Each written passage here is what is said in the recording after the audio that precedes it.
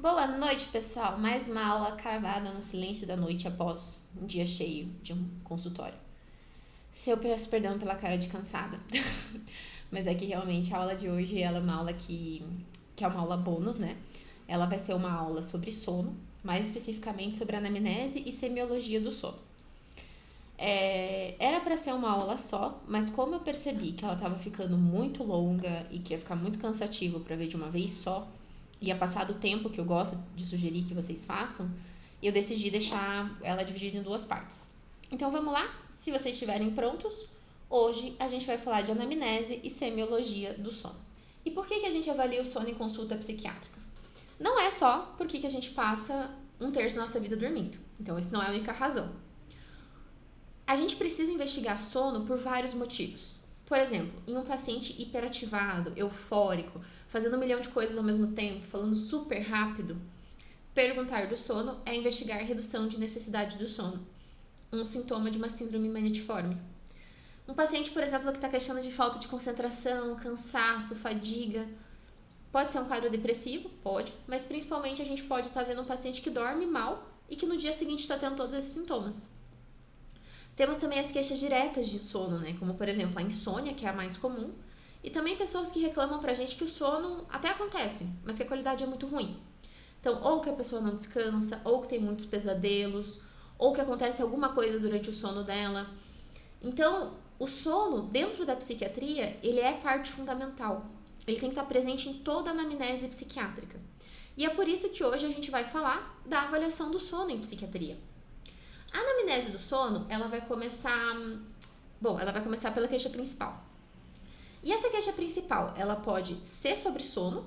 Então, a pessoa pode chegar falando pra você, tô com insônia, tô dormindo mal, me mexo enquanto durmo. Ou ela pode ser sobre qualquer outra coisa que não é sono. E nesse segundo caso, a gente precisa investigar ativamente o sono. Se a queixa principal for sono, a gente vai ter algumas possibilidades. As mais comuns, a pessoa pode queixar de insônia, ela pode queixar que o sono dela não é bom, ela pode queixar que ela acorda cansada ou que ela tem sonolência diurna excessiva, que ela sente muito sono durante o dia. Quando a gente avalia a queixa principal, a gente precisa observar alguns pontos que são muito importantes. Primeiro, a quantidade total de horas de sono da pessoa, o que acontece antes dela dormir, o que acontece durante o sono e o que acontece quando ela acorda. Também vamos precisar avaliar fatores que acontecem durante o dia dessa pessoa que podem estar influenciando na noite de sono dela. Vamos começar então com a avaliação da quantidade de horas de sono. Perguntas que vamos fazer. Primeiro, que horas esse paciente deita? Que horas ele dorme? Acorda durante a noite? Quantas vezes? Quanto tempo leva para dormir novamente? Quando acorda durante a noite? E que horas que ele vai acordar de vez? Essas perguntas, elas são importantes porque elas vão ajudar a gente a estimar não só o número de horas, mas também a distribuição delas na noite ou durante o dia. Começando então, o que acontece antes de dormir, que horas você deita e que horas dorme? Ou seja, o que a pessoa está fazendo nesse meio tempo? É normal a gente ter um delay, um momento assim, para até entre a hora que a gente deita até a hora que a gente dorme, se a gente já deitar sonolento, de mais ou menos uns 30 minutos. Às vezes a pessoa que é um pouco mais ansiosa ou que até tá mal educada em relação sobre sono, ela acha que demorar 10, 15 minutos para pegar no sono é insônia, mas na verdade não é. É um tempo considerado fisiológico. Outra coisa que a gente precisa ver nesse momento é o que ela fica fazendo. Será que ela fica com preocupação excessiva? Pensando em mil e uma coisas que podem dar errado no dia a dia, catastrofizando situações, fica repetindo na cabeça dela 1000 vezes o que ela tem que fazer no dia seguinte? Será que por acaso ela não fica assistindo televisão? Ou será que por acaso ela não fica... ela simplesmente não vai deitar sem sono e fica lá um tempão acordada? A gente precisa entender qual que é a rotina para a gente identificar qual que é a causa dessa insônia inicial, ou seja, desse atraso para dormir, caso ele ocorra. E aí a gente vai perguntar o que acontece quando a pessoa... se ela acorda durante a noite, quantas vezes? E quanto tempo leva para dormir de novo? Aqui a gente está investigando insônia intermediária. E a gente vai perguntar a razão pelo qual ela acorda e o que ela faz nesse meio tempo. Algumas pessoas queixam que não dormem bem à noite e falam que acordam, eu acordo 3 vezes para ir no banheiro durante a noite. A minha insônia é ficar acordando durante a noite. Mas aí, na verdade, você vai perceber que ela vai no banheiro e, na verdade, demora minutos para voltar a dormir. Ah, eu levanto porque eu tô com vontade no banheiro, vou até o banheiro, volto e durmo rapidinho. Isso daqui não é bem insônia, né? A pessoa levantou para ir no banheiro. Ou seja, para você resolver a queixa do paciente, para você poder investigar, você não vai investigar como insônia intermediária. Você vai entender ela como uma noctúria. A pessoa tendo demais no meio de madrugada. O que está causando isso? Outra coisa que você pode ter, como, por exemplo, um diagnóstico diferencial, a pessoa pode acordar engasgada, ela pode acordar, por exemplo, com o próprio ronco. Coisas que levam a gente a pensar em apneia obstrutiva do sono. Ela pode referir pra gente, de um modo diferente, que ela acorda com a música do bar da esquina, que na sexta-feira e no sábado à noite fica tocando alto. Que aí a gente sabe que não é um problema do sono dela, propriamente dito, mas do ambiente, um problema de higiene do sono. Então, essas perguntas aqui também são fundamentais. E o que você vai perguntar por último é que horas que ela acorda de vez. Pode ser que ela acorde, deite-se mais tarde, queixa, eu tenho insônia, eu vou deitar muito tarde, eu vou deitar 1, 2 horas da manhã, não consigo dormir antes. Mas ela acorda 10 horas da manhã. Então, nesse caso, ela tem uma quantidade legal de horas, né, até 8 horas de sono durante a noite, e não é bem uma insônia, parece que o sono dela se locomoveu. A gente vai ver na aula, quando a gente vai vendo os tópicos em transtornos mentais, sobre o que são as alterações de ciclo, né? Ou as pessoas que têm atraso de fase do sono, ou adiantamento de fase. Aí vai se adequar um pouquinho mais nesse diagnóstico. Então eu quero que vocês parem agora, pausem o vídeo, inclusive, se vocês quiserem, e observem o que a gente escreveu aqui, anotem, coloquem no bloco de notas, porque isso daqui vai ser muito importante para a avaliação de sono de vocês. Pensando nisso, pensando naquelas possibilidades, né? Qual que é uma das coisas que pode estar acontecendo aqui? Que pode estar influenciando nessa quantidade de horas de sono. A primeira coisa que vocês sempre vão investigar é sobre a higiene do sono. E higiene do sono a gente define como um conjunto de comportamentos e hábitos que influenciam o sono. Então são coisas que você faz no dia a dia, o modo como você organiza a sua casa, o modo como é organizada a sua vizinhança, o que acontece durante a noite que te influencia, que vão ter interferência no seu sono. Quase tudo. A higiene do sono, ela vai incluir alguns itens, como a pessoa está engajando atividades na cama após deitar? Ou seja, será que ela não está vendo televisão até tarde? Será que ela não está mexendo no celular? Ou fazendo alguma coisa muito interessante para ela que deixa ela mais acordada? O uso de telas antes de dormir, ele é extremamente problemático. Por quê? O nosso corpo, ele só sabe que está dia por causa da luz. Como nós temos muita luz artificial, hoje em dia é muito mais complicado para o nosso corpo entender que está na hora de dormir. Uma coisa que a gente pode fazer para ajudar isso a acontecer é reduzir a luminosidade que a gente tem antes de dormir. Por exemplo, se você está mexendo no celular antes de dormir, a luz do celular, mesmo com o filtro azul, a luz do celular vai mandar uma mensagem no seu olho, que vai mandar uma mensagem para o seu cérebro, dizendo para você, tá de dia. O teu cérebro vai achar que tá durante o dia e isso vai fazer com que você destrua a melatonina. Então, naturalmente, isso vai ser uma causa de insônia. Então, qual é a atividade que a pessoa está fazendo na cama depois de deitar? Ela é muito importante. Começamos por aí já quando a gente tem uma queixa de insônia inicial. Além disso, a gente tem que se perguntar se esse quarto é silencioso e escuro bastante. Como eu comentei com vocês, a claridade ela é muito prejudicial para o nosso sono. Ou seja, às vezes o hábito de deixar luzes acesas ou janelas abertas, ou até mesmo a luz da TV, mesmo que a pessoa não esteja assistindo, mas com a luz da TV ligada, ela pode ser um dos fatores de higiene do sono que está atrapalhando um bom sono desse indivíduo. Também temos que se perguntar se a pessoa se sente confortável e seguro. A gente dorme aonde a gente considera seguro.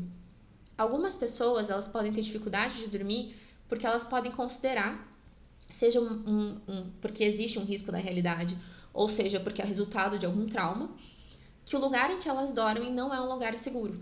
Então, tem pessoas que ficam hipervigilantes, que qualquer coisinha que acontece, elas estão preocupadas. Meu Deus, ouvi um barulho de cá, ouvi um barulho de lá. Que é um sinal pra gente que talvez ela não se sinta tão segura. Ou pode ser que a pessoa de fato esteja num lugar que ela não se sente segura. Ela pode estar numa vizinhança que ela não gosta, ela pode estar com algum membro da família que ela está muito preocupada. Então, a gente precisa saber também qual que é o sentimento da pessoa em relação ao ambiente que ela tem para dormir. E uma última coisa que também faz parte não é propriamente dita higiene do sono, mas que também faz parte para a gente investigar nesse momento de queixa de insônia inicial, que é a síndrome de pernas inquietas. Então, ela acaba não sendo bem higiene do sono, aqui eu acho que talvez eu tivesse ter me expressado melhor, mas ela é uma queixa de que a pessoa precisa ficar mexendo as pernas, antes de dormir, para que ela consiga sentir uma sensação de alívio. É como se tivesse um desconforto ali, que algumas pessoas queixam como formigamento, algumas pessoas não sabem descrever, algumas pessoas falam que é uma dor esquisita. É muito incomum ser descrito como dor, inclusive, mas que só melhora se a pessoa mexer a perna. Então, algumas pessoas podem deitar na cama e ficar mexendo a perna sem parar e, na verdade, ela tá com uma síndrome de pernas inquietas. Então, essa pergunta, o que você faz desde a hora que você deita até a hora que você dorme, ela é bem importante mesmo. Lembrando que essas coisas, elas são importantes inclusive no idoso que está com demência. Então, muito comum você ter, não muito comum, mas quando você tem uma síndrome de pernas inquietas e o paciente não sabe comunicar, ou não consegue mais comunicar, muitas vezes o sinal pode ser essa agitação, ficar mexendo as pernas antes de dormir, ou querer ficar andando antes de deitar. Então, já dando um spoiler para vocês da nossa aula de síndrome de pernas inquietas que vai estar lá pra frente. Essa aula aqui, como ela é uma aula mais fundamental, né, ela é cheia dos spoilers. Mas a síndrome de pernas inquietas também pode ser uma razão ou alguma coisa que acontece com a pessoa, que ela pode entender como hábito, entre a hora que ela deita na cama até a hora que ela dorme. E se essas coisas todas levarem a um período maior de meia hora, é considerada insônia. E aqui estão as primeiras investigações que você vai tentar entender por que essa pessoa não está dormindo tão rapidamente. Além disso, vamos passar para frente. Precisamos também lembrar da questão da pessoa que acorda durante a noite. Perguntas fundamentais. Acorda por algum motivo. Falamos anteriormente. Será que ela acorda para ir no banheiro?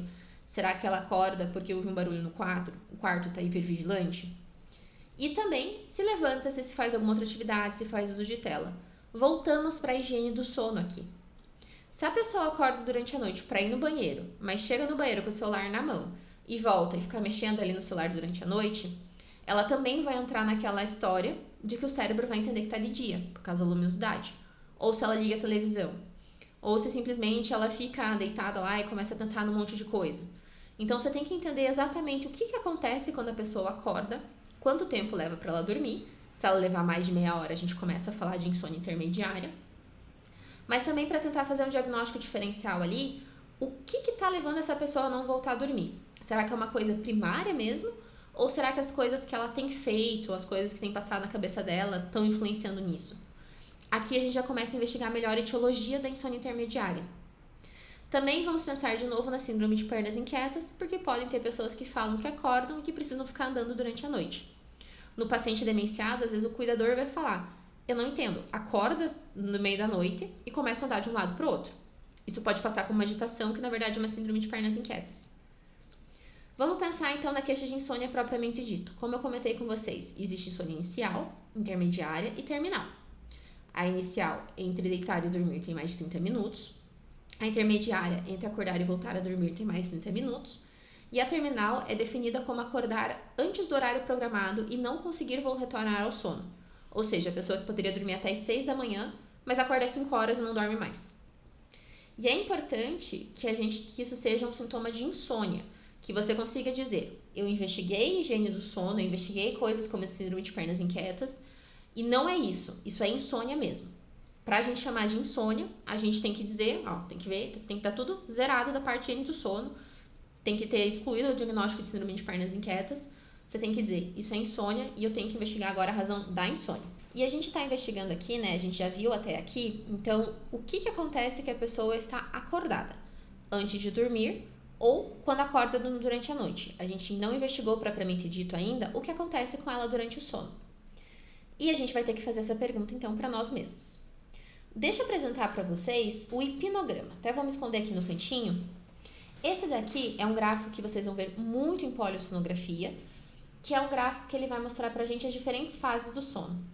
Esse é um gráfico ainda um pouquinho mais antigo, da época que a gente considerava o sono em 4 fases.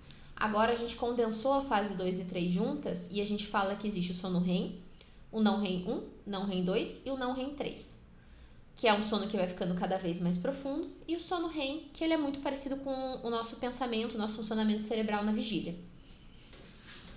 O hipnograma ele vai mostrar pra gente basicamente quais são os estágios do sono qual estágio do sono que a pessoa tá em determinado momento da noite. A gente vai ver se a pessoa tá num sono mais profundo, se ela tem sono REM, se ela dá algumas acordadas, tudo a gente vai registrar nesse gráfico se você estiver fazendo uma polissonografia ou se você estiver vendo a polissonografia do seu paciente. E o que a gente vai avaliar que acontece durante o sono? O que pode estar acontecendo durante o sono que atrapalhar a qualidade do sono dessa pessoa? Pode ser que a pessoa use medicações, então, como por exemplo, antidepressivos, eles fazem supressão do sono REM. Às vezes a pessoa pode queixar de uma má qualidade do sono, alterações de memória, e muitas vezes está correspondente porque não está entrando na fase REM, que é uma fase importante para a consolidação de alguns aprendizados. A gente pode ter parassonias, que são alterações do sono, né? Pode ser sonambulismo, terror noturno, mas coisas que acontecem no sono que não é o sono REM. A gente pode ter apneia obstrutiva do sono, que a gente vai ver. Eu vou falar muito pra vocês de apneia obstrutiva do sono, porque é impossível falar de psicogeriatria sem falar de apneia obstrutiva do sono.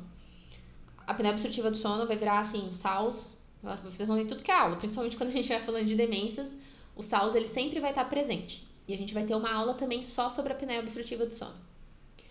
Podemos ter também queixa sobre bruxismo e movimento periódico das pernas.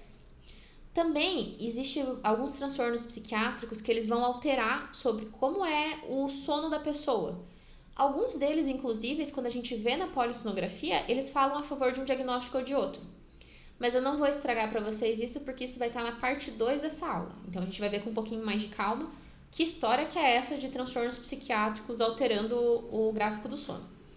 Mas para vocês gravarem bem, parassonia, SAUS, bruxismo, movimentos periódicos de pernas são coisas que a gente consegue ver em polissonografia do tipo 1. E também o uso de medicações e transtornos psiquiátricos, você consegue perceber alguns sinais do uso e você pode correlacionar essas alterações do sono com essas comorbidades ou com o uso dessas medicações. Vamos voltar então, né? O que acontece quando se acorda, né? Que horas que a pessoa está acordando de vez? Vamos perguntar então por último, o que acontece ao acordar? Pergunta mais importante é, acorda descansado ou acorda cansado? Tem algum grau de dificuldade para acordar? É difícil levantar da cama? Tem que ficar colocando o despertador várias vezes? E se existe algum sintoma físico, como dor no corpo, cefaleia, dor na articulação temporomandibular? Pergunta se a pessoa levanta em seguida ou se ela fica na cama. Isso aqui também é uma coisa de higiene do sono que a gente vai ver na sequência. São vários fatores que a gente vai precisar levar em consideração quando a gente está pensando na queixa do paciente que tem um sono ruim ou tem um sono curto.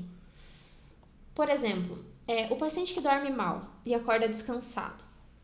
Isso é uma coisa esquisita, né? Porque a pessoa vai chegar, ela vai se dar o trabalho de ir até o teu consultório e falar pra você, eu não durmo nada, nossa, eu durmo muito mal, eu acordo várias vezes durante a noite, ou eu durmo muito pouco. Mas aí você vai conversar com a pessoa, ela não tá com sono durante o dia, ela não tá cansada, às vezes ela não apresenta sintomas cognitivos ou irritabilidade, alguma coisa assim. Ela fala que ela dorme mal, ela fala que ela dorme pouco, mas ela tá bem? Isso é uma coisa que chama bastante atenção, né? E eu tenho certeza que falando isso, vocês pensaram em algum paciente que vocês atenderam pelo menos essa semana ou esse mês. Aí vem uma dica para guardar no coração de vocês, para guardar no lado esquerdo do peito. Quando a gente pensa nisso, quando a gente tem um paciente que dorme mal, que queixa disso, ou que outras pessoas falam sobre isso, e ele tá descansado, a gente tem que pensar em diminuição de necessidade do sono. Que ela é uma coisa que acontece dentro de quadros maniatiformes ou quadros mistos de transtorno afetivo bipolar.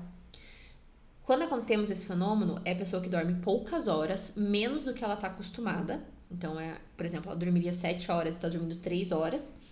E no dia seguinte ela continua descansada.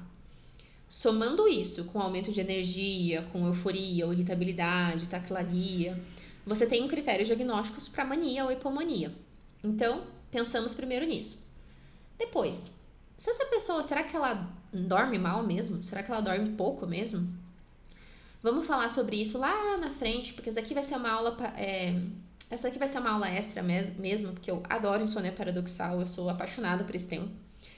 Mas, só para vocês terem um exemplo aqui, a insônia paradoxal é aquele paciente que dorme, você faz a polissonografia, a pessoa está dormindo, maravilhosa, sono bonitinho, mas a pessoa diz pra você, ela percebe que ela está acordada. Então, olha que coisa esquisita. Ela tá dormindo, mas ela tá achando que ela tá acordada. Isso é bem comum, viu? Principalmente na faixa etária acima de 50, 60 anos de idade. É o mais prevalente. Se você tem um paciente que queixa muito de insônia, que não dorme nada, mas que tá super bem e que não apresenta sinais de mania ou hipomania, é uma das coisas que você tem que levar em consideração. Além disso, você pode se perguntar se é um dormidor curto. Aqui eu tenho um querido amigo meu, que inclusive foi um colega meu de residência, que uma vez me perguntou preocupado o que estaria acontecendo com ele, porque ele dormia 5 horas por noite e ele achava que ele estava com algum tipo de insônia. E essa história, ela é bonitinha, inclusive, se algum dia esse meu amigo, ele sabe quem ele é, porque ele conversou comigo, né? Ele assistiu essa aula, é só pra ele saber como eu me senti nesse momento. Ele dizia que ele dormia 4, 5 horas por noite e que ele acordava super descansado. A vida inteira havia sido desse jeito. Na adolescência um pouquinho mais, foi diminuindo com o passar do tempo. Mas era um paciente jovem que dormia 4 horas por noite e acordava super bem. Ele é um dormidor curto. O que isso quer dizer? Que ele é uma daquelas pessoas abençoadas que dorme poucas horas por noite e que no dia seguinte está tudo certo, ela precisa de menos horas. Agora pensa em mim, uma dormidora levemente longa, assim, umas 9 horas pra mim tá ótimo. Como eu me senti assim que eu vi aquele homem lendo todos os livros que eu não conseguia ler, que eu não tinha tempo de fazer todas as coisas que ele fazia, e depois eu descubro que é porque ele precisava dormir menos horas que eu, ele tinha 4 horas de dia a mais do que eu.